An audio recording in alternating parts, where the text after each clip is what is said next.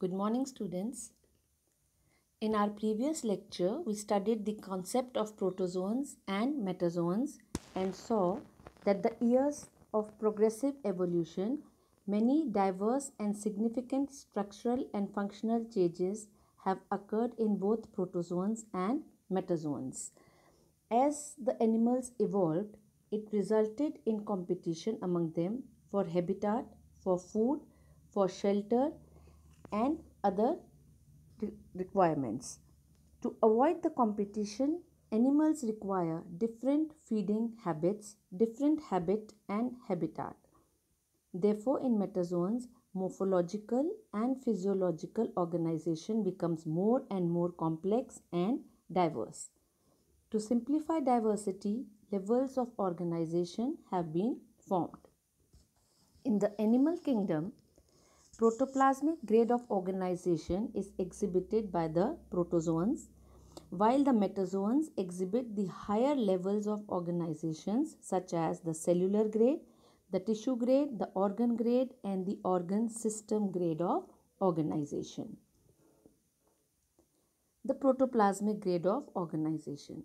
The protozoans are unicellular organisms which exhibit the protoplasmic grade of organization in which all the life functions are confined within the boundaries of a single cell, which means that all the vital activities of life are governed by a single cell. Within the cell, the protoplasm is differentiated into organelles capable of performing specialized functions. The cellular grade of organization. This is the lowest level of organization in the metazoans and is exhibited by the porphyrians. The individual cells here differentiate during development to perform special functions. The different cells are pinacocytes, choanocytes, porocytes, thymocytes, scleroblasts, etc. The different types of cells are functionally isolated. If we take the examples of a few cells, for example, pinacocytes, they maintain the size and structure of the sponge. The choanocytes help in capturing the food. The porocytes control the amount of water that enters the spongocoel, so on and so forth. That means different types of cells are here performing different functions. Hence, the division of labor is seen among the cells. Then comes the tissue grade of organization, which is also known as the diploblastic organization. It is exhibited by the ciliatrates. The cells gather to form tissues and the tissues perform different functions. The cells performing similar functions are highly coordinated and are aggregated into tissues. The example are the nerve cells and sensory cells which together form the nerve net. The functioning of different tissues is also coordinated. Since this is also known as the diploblastic organization, it means it consists of two layers, the ectoderm and the endoderm. The ectoderm gives rise to the epidermis, which is the outer layer of the body wall, and the endoderm gives rise to the gastrodermis, which is the inner layer of the body wall, and it also lines the gut. Between the two, that is between the epidermis and the gastrodermis, a non-cellular layer called mesoglea is present. The organ grade of organization. This is also known as the triploblastic organization, which is exhibited by the platyhelminthes. All the tissues are derived from three germ layers: the outer ectoderm, the inner endoderm, and the middle mesoderm. The evolution of mesoderm resulted in the structural complexity. Organs are usually composed of more than one kind of tissue and have a more specialized function than tissues. And here the organs perform different functions. For example, we can see eye spots, gonads and proboscis which have developed in the platyhelminthes. Then comes the highest grade of organization, which is the organ system grade of organization. This is exhibited by all the higher invertebrates and vertebrates. It starts from the Aschelminthes.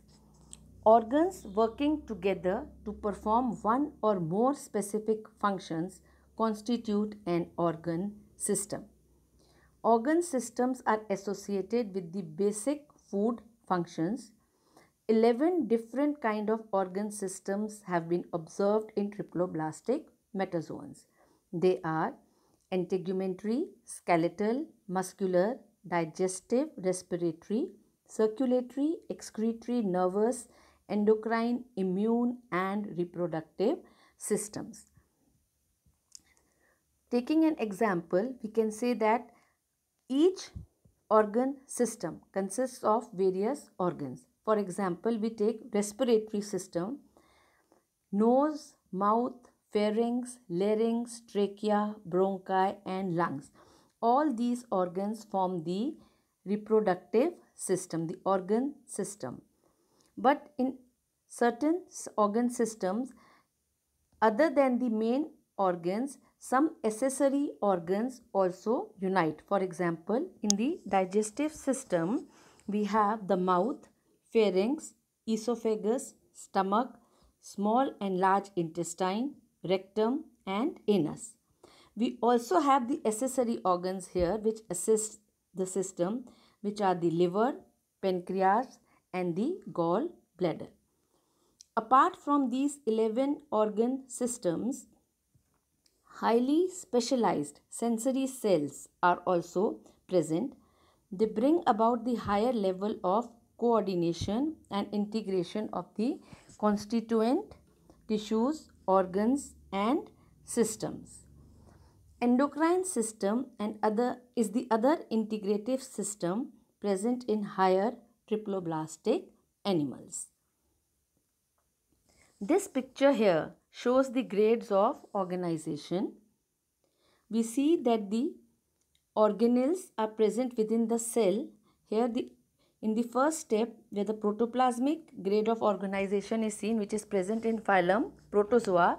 Here organelles perform different functions, that is within a single cell all the life activities are controlled.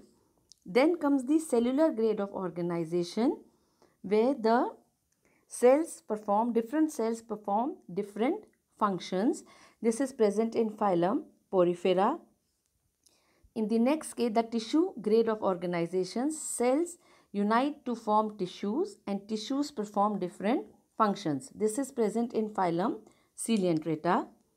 Then the organ grade of organization where tissues unite to form organs and organs perform different functions. This is present in phylum Platyhelminthes. And in the final, the highest grade of organization, the organ system grade of organization is present in the higher metazoans, which include the higher invertebrates and also the vertebrates.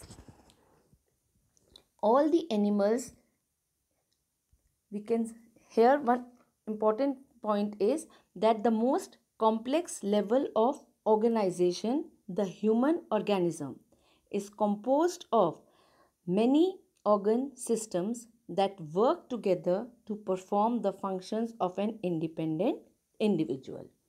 So we have seen the major levels of organization in the body from the simplest to the most complex.